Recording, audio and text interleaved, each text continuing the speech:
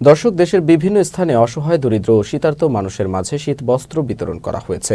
প্রতিনিধিদের পাঠানো তথ্য ও ছবিতে দেখুন ডেস্ক রিপোর্ট।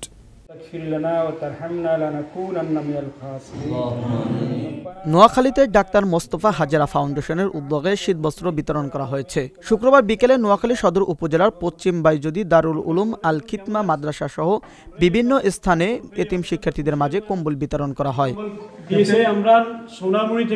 চাঁদপুর সদর উপজেলার বাবুরহাট আশিকাটি ইউনিয়নে শীতবস্ত্র বিতরণ করেন স্থানীয় সমাজসেবক মমতাজ বেগম। শুক্রবার দুপুরে নিজ বাড়িতে অসহায়দের মাঝে শীতবস্ত্র বিতরণ ও নগদ অর্থ সহায়তা দেন তিনি।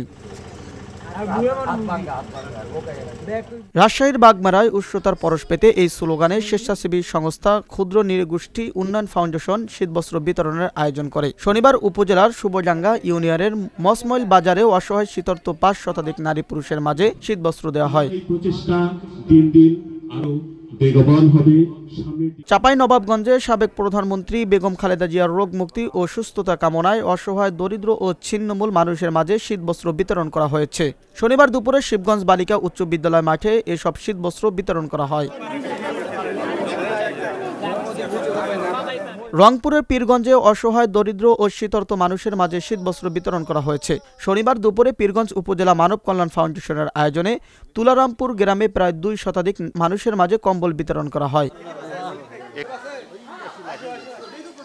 গাজীপুরের শ্রীপুরে বিএনপির কেন্দ্রীয় কমিটির সহ স্বাস্থ্য বিষয়ক সম্পাদক অধ্যাপক ডাক্তার এস.এম. রফিকুল ইসলাম বাচ্চু প্রায় 300 অসহায় দরিদ্র শীতার্ত পরিবারের মাঝে কম্বল বিতরণ করেছেন। শনিবার দুপুরে উপজেলার তেলিহাটি ইউনিয়নে শীতবস্ত্র বিতরণ করেন তিনি।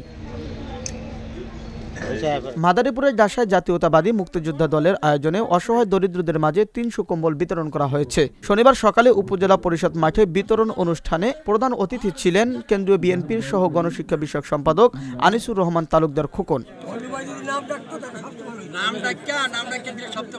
নারায়ণগঞ্জের সিদ্ধিরগঞ্জে সিটি কর্পোরেশনের 4 নম্বর ওয়ার্ডে শীতার্তদের মাঝে কম্বল বিতরণ করা হয়েছে। শনিবার সকালে জিয়া সৈনিক দলের জেলার আহ্বায়ক জি.এম. সুমন মুন্সির উদ্যোগে শীতার্তদের মাঝে কম্বল বিতরণ করা হয়। ময়মনসিংহের ভালুকায় 7 শতাধিক শীতার্তদের মাঝে কম্বল বিতরণ করেছেন পৌর বিএনপির আহ্বায়ক হাতেম খান। শনিবার সকালে পৌরসভার 5 নম্বর ওয়ার্ডের পূর্ব ভালুকা সরকারি প্রাথমিক বিদ্যালয় মাঠে কম্বল বিতরণ করেন তিনি।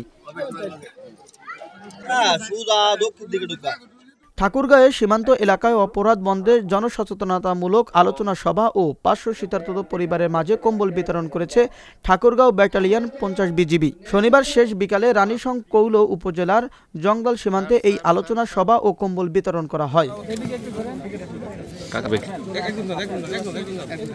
Abu Naim Shah, channel S, news desk. টহল করি সেটা তো আসলে আপনাদের ভালোর জন্যই করি, দেশের ভালোর জন্যই করি।